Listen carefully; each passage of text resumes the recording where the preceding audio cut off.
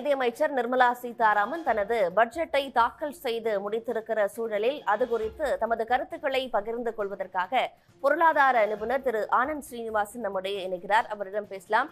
Sir வணக்கம். இப்போ 1.5 மணி நேரம் பட்ஜெட் தாக்கலாகி முடிஞ்சிருக்கு.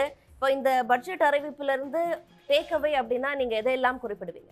தேசக்கும் பீகாருக்கும் இருக்கிற பட்ஜெட், இந்த 2 மாநிலத்தை தவிர தென் மாநிலத்தை பற்றியே அவர் பேசல. தமிழ்நாடு அப்படின்னு ஒரு நாடு இருக்கிறத பற்றியே அவர் பேசலை.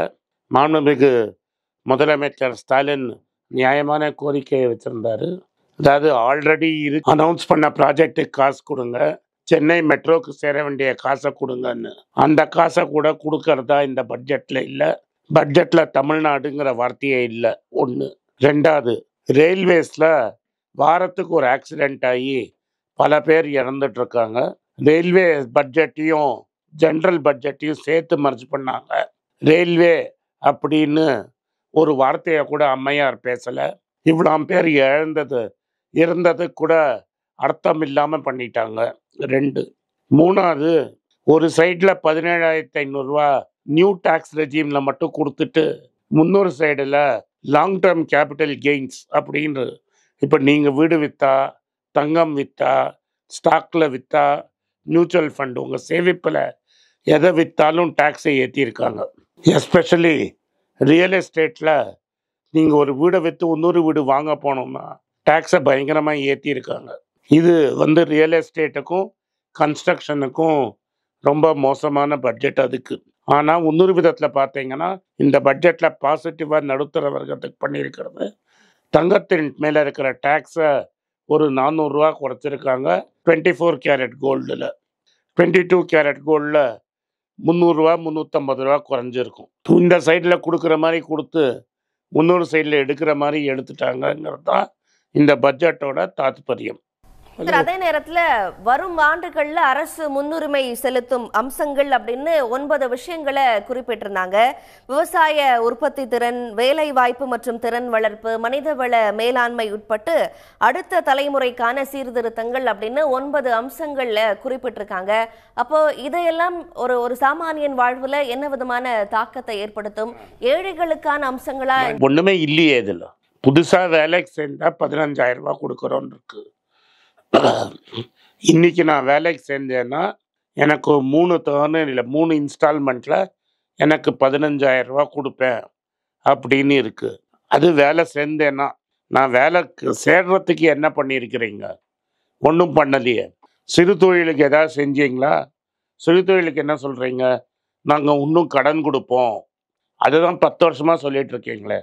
உங்களுக்கு கடன் கொடுப்போம் தவிர வேற என்ன பண்ணியிருக்கிறீங்க? இப்போ நம்ம தமிழ்நாட்டில் திருப்பூர்லேருந்து போகிற கார்மெண்ட்ஸோட எக்ஸ்போர்ட் 2015 20% கம்மியாக இருக்குன்னு நேற்று ஹிந்து பத்திரிகையில் வந்திருக்கு. பிஸ்னஸ் லைன் அவங்க பேப்பரில் 20% கம்மியாக இருக்குது எக்ஸ்போர்ட். என்ன 10 வருஷத்துக்கு கம்மியாக? அவங்களுக்கு ஏதாவது சலுகை கொடுத்தீங்களா? கொடுக்கலையே. இன்னும் உங்களுக்கு நல்லா கடன் வாங்கி தரோம், கடன் வாங்கிறதுக்கு ஹெல்ப் பண்ணுறோம் அப்படி தானே பேசுகிறீங்களே தவிர ஓவராலாக இந்த மாதிரி இப்போ கார்ப்பரேட்டுகளை நீங்கள் செய்கிற உதவி மாதிரி ஏதாவது சிறு தொழில்களுக்கு உதவி செஞ்சால் சொல்லுங்கள். அதே மாதிரி எப்போ பார்த்தாலும் இராணுவ வீரரை பற்றி பேசுகிறச்ச இன்ட்ரம் பட்ஜெட்லேருந்து இந்த பட்ஜெட்டுக்கு இராணுவத்துக்கு இருக்கிற பட்ஜெட்டை பற்றி ஏற்றவே இல்லையே. அதே மாதிரி இதுக்கு படிப்புக்கும் பட்ஜெட்டை ஏற்றவே இல்லையே. ஸோ ஓவராலாக என்ன பண்ணியிருக்கீங்க நீங்கள்? அதுதானே கேள்வி. இன்ஃப்ராஸ்ட்ரக்சருக்கு நாங்கள் 11 லட்சம் கோடி செலவழிப்போம்னா என்ன? பெரும் கார்ப்பரேட் முதலாளிகளுக்கு நீங்கள் கார்ப்பரேட்டுக்கு இது கொடுப்பீங்க, எது கொடுப்பீங்க? கான்ட்ராக்ட் கொடுக்க போகிறீங்க, அவ்வளோதானே இருக்குது. அதை தவிர இந்த பட்ஜெட்டில் என்ன இருக்குதுன்னு சொல்லுங்கள். நான் இந்த ரோடு கட்டுவேன், பாலம் கட்டுவேன், அதே தானே. அது பெரிய பெரிய கார்ப்பரேட்டுகளுக்கு நீங்கள் கான்ட்ராக்ட் கொடுக்க போகிறீங்க.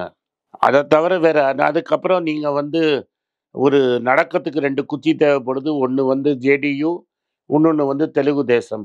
அவங்களுக்கு நீங்கள் பணம் கொடுத்துருக்கீங்க. இதை தவிர வேறு என்ன பண்ணியிருக்கீங்க இந்த பட்ஜெட்டில்? இந்த ஃபைன் பிரிண்ட் படிக்க இன்னும் விஷயமா பாரபட்சம் நான் தெளிவாக இருக்கேம்மா. தமிழ்நாடுங்கிற பேரே வரலையே, கர்நாடகாங்கிற பேரே வரலையே, கேரளாங்கிற பேரே வரலையே. தெலுங்கானா கூட வரலையே, வெறும் ஆந்திரா மட்டும்தானே வந்திருக்கு. நான் ரோடு கட்ட போறேன்னா பீகார் ரோடு கட்டுவேன், ஆந்திராவில் ரோடு கட்டுவேன். டெஃபினட்டா ஆட்சியை தைக்க வைக்கிறதுக்கான பட்ஜெட் தான் இது. இன்று நிதியமைச்சர் நிர்மலா சீதாராமன் அம்மையார் வந்து பட்ஜெட் இந்த வருஷத்தை பட்ஜெட் தாக்கல் செஞ்சுருக்கிறாங்க. இந்த பட்ஜெட் தாக்கலில் வந்து இப்போ தமிழ்நாடுங்கிற வார்த்தையே இந்த பட்ஜெட்டில் வரலங்கிறத சுட்டி காட்டணும். இந்த பட்ஜெட்டில் இருக்கிற முக்கால்வாசி ஸ்கீம் வந்து 2 மாநிலம் ஆந்திராவுக்கும் பீகாருக்கும்னே கொடுக்கப்பட்டு இருக்குது. நம்மளுக்கு தெரியும், இந்த அரசாங்கம் நீடிக்கணும்னா சந்திரபாபு நாயுடுவும் நிதிஷ்குமார் தயவில் தான் இந்த அரசாங்கம் நடக்கணும். வேலை வாய்ப்புகளை ஏற்றுற மாதிரி எந்த பெரிய திட்டமும் இல்லை. புதுசாக வேலை சேர்ந்தவங்களுக்கு ஒரு வருஷத்துக்கு 15,000 ரூபா கொடுக்கறதா பேசியிருக்கிறாங்க. அதையும் 3 தவணையாக கொடுப்பாங்களாம். 5,000 5,000 5,000ன்னு 1,00,000 ரூபாய் வரைக்கும் சம்பளம் வாங்குறவங்களுக்கு இந்த சப்சிடியை கொடுப்போன்னு சொல்கிறாங்க. ஆக்சுவலாக வந்து வேலைக்கு இல்லாதவங்களுக்கு கொடுக்கணுமே தவிர வேலைக்கு சேர்ந்தவங்களுக்கு கொடுக்கக்கூடாது. அதே மாதிரி கம்பெனிகள் புதுசாக வேலைக்கு ஆள் சேர்த்தா அவங்களுக்கு வந்து பிஎஃப்பில் வந்து ஒரு 3,000 ரூபாவை கவர்மெண்ட் 2 வருஷத்துக்கு திரும்பி கொடுத்துரும் அப்படின்னு சொல்கிறாங்க. ஒரு மாதத்துக்கு 3,000 ரூபா, அதாவது ஒரு 2 வருஷத்துக்கு 72,000 ரூபாவை திரும்பி இபிஎஃப் பணத்தை திரும்பி கொடுப்போன்னு சொல்கிறாங்க. இது மாதிரி சில ஸ்கீம்ஸை தவிர பெருசாக ஸ்கீம் ஒன்றும் காணும். அதே மாதிரி ரயில்வேஸில் பல விபத்துகள் நடந்திருக்கு. பல பேர் வந்து ஷார்ட்டேஜஸ் இருக்கு, ஆட்கள் இல்லை. இன்ஃபேக்ட் லோகோ பைலட் அப்படின்னு ட்ரெயின் பைலட்டுகள் ஷார்ட்டேஜில் இருக்குது. அவங்க ஓய்வு இல்லாமல் வேலை செஞ்சிட்ருக்காங்க. அதை பற்றியெல்லாம் ஏதாவது பேசுவாங்க. ஆள் எண்ணிக்கையை பற்றி ஆளுகளை ஜாஸ்தி பண்ணுறதை பற்றி, ரயில்வே பட்ஜெட்டை பற்றி 2 வார்த்தை பேசுவாங்கன்னு நம்ம எதிர்பார்த்தோம். ரயில்வேஸை பற்றி வாயே திறக்கவில்லை. 6லேருந்து 9 லட்சம் ரூபாய்க்கு சம்பாதிக்கிறவங்களுக்கு மட்டும் 17,500 ரூபா டேக்ஸ் குறைச்சிருக்கிறாங்க. ஒரு சைடில் கொடுத்தா இன்னொரு சைடில் எடுக்கணும். மியூச்சுவல் ஃபண்டு, ஸ்டாக் மார்க்கெட்டு, அது மாதிரி நடுத்தர மக்கள் சேவிக்கிற இடத்துல கேபிட்டல் கெயின்ஸ் டேக்ஸை ஏற்றி இருக்கிறாங்க. அதே மாதிரி வீடு விற்றா உங்களுக்கு வந்து கேபிட்டல் கெயின்ஸில் வந்து இண்டெக்ஸேஷன் பெனிஃபிட் இருந்தது. அதாவது கொஞ்சம் பணவீக்கத்துக்கு கொஞ்சம் பணத்தை நீங்கள் தள்ளிக்கலாம். அந்த இண்டெக்ஸேஷன் பெனிஃபிட்டை எடுத்திருக்கிறாங்க. ஒரு சைடில் கொடுக்குற மாதிரி கொடுத்து இன்னொரு சைடில் எடுக்கிற மாதிரி எடுத்திருக்கிறாங்க. தங்கத்தில் வந்து வரியை குறைச்சிருக்கிறாங்க. அதனால் தங்கம் மேலே வந்து 24 கேரட்டு 400 ரூபாய்க்கு மேலே குறைஞ்சிருக்குது கிராமுக்கு. 22 கேரட்டும் 300 ரூபா 320 ரூபா ஒரு கிராம் குறையும். அது மக்களுக்கு ஒரு ரிலீஃப். ஓரளவு துபாய் மற்ற ஊர்லேருந்து வர ஸ்மக்லிங் குறையும்னு நம்ம எதிர்பார்க்கலாம். உங்களுக்கெல்லாம் தெரியும், ரீசெண்டாக மீடியாவில் பார்த்துருப்பீங்க, ஏன்னா தமிழ்நாடு காங்கிரஸ் கமிட்டி ஊடக பிரிவு தலைவராக அப்பாயிண்ட் பண்ணியிருக்காங்க. ஸோ பொலிட்டிக்கலாக என்னோடய வியூஸ் என்ன அப்படின்னு நீங்கள் ட்விட்டரில் ஃபாலோ பண்ணணும்னு நினச்சிங்க, @AnandS1967 என்னை ஃபாலோ பண்ணுங்கள். என்னோட real original ID Twitter ID for politics அதுதான்.